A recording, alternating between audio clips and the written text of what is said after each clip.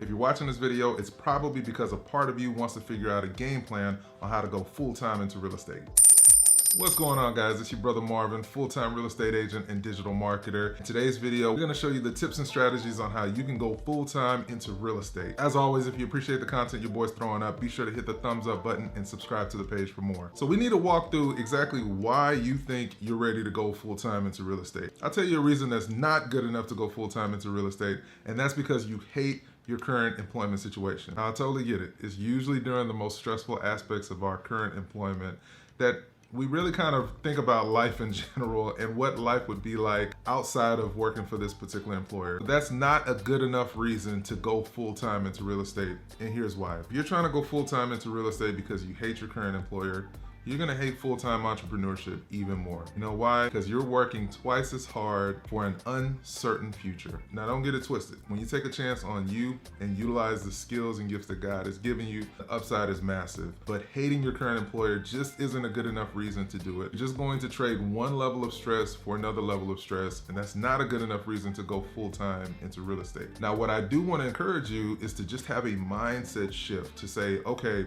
yes, the job is currently stressful, but I want to go full-time into real estate for some other bigger reason. And this stressful job is just a motivating factor on why I need to do it sooner rather than later. Going full-time into real estate is definitely one of the scariest things that you can do in your life. There's a lot of factors that you have to make sure is in place in order for it to be a successful leap and that you don't go crashing and burning. One of the things you want to make sure that you do before going full-time into real estate is getting a really solid breakdown of what your monthly expenses are on a month-to-month basis. What about, you got to get super granular. Cable bill, Netflix, water, whatever those expenses are on a month-to-month basis, you've got to literally write them all down or put it on a spreadsheet so that you have a good solid idea of what your ongoing expenses are going to be, and that's really going to let you know whether you're ready to make that leap. I'm a big proponent personally of calling all of the companies that I'm a part of and making sure that I am on the cheapest plan possible for my goals. Every year without fail, I have a calendar reminder to call my internet company, for example. I'm with AT&T, and I will literally threaten to cancel every single time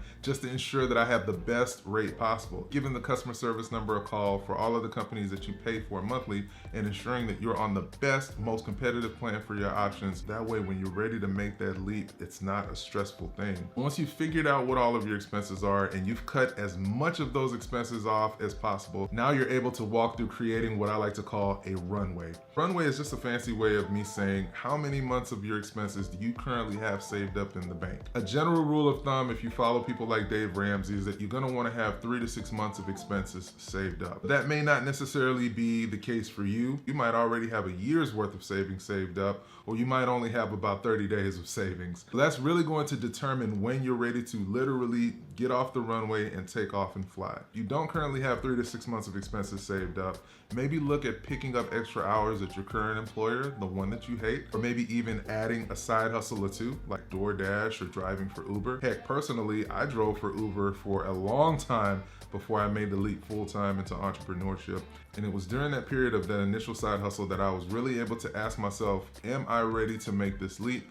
Because honestly, a lot of times we might think we're ready for a change, but it's just in that moment, we're really stressed out and we really haven't thought it through. Each time that I picked up a smelly person at the gym, or I was delivering DoorDash for an ice cream sundae that someone paid $10 for, it was a constant reminder that the work that I'm doing is building up that runway that I just mentioned, which will allow me to eventually take off full-time. One of the last things you're gonna wanna make sure before you make that leap, and smash the like button if you're enjoying today's video, you're gonna wanna make sure that you've got a pretty sizable pipeline of business, either working with buyers or sellers, that you can really build up before you make that leap. You're still working for somebody. You're just changing one boss for another boss, but it's all good because you're building equity in something that's gonna be pretty dope in a few years. So that makes the game worth it. What I'll tell you is once you've built a significant runway of money, you've cut your expenses down to the bare bones, and you've got a pretty nice pipeline of business continuing to build. Taking that leap doesn't necessarily mean that you have to tell your boss where to go and how to get there. Maybe utilizing all of that vacation time that you've been sitting on, or taking a personal leave of absence so that you can test drive full-time entrepreneurship to see if it's for you. But I guarantee that if you take the time and you stay diligent and you build a nice savings of 3 to 6 months of expenses, cut your expenses down to the minimum, and you work your pipeline day in and day out to build the business of you, it's gonna absolutely be worth it. Let me know in the comments below if you plan on making the leap full-time into real estate. What tips or strategies would you add to this list? Let's keep the conversation going, and click this video here to watch more from the channel. Peace.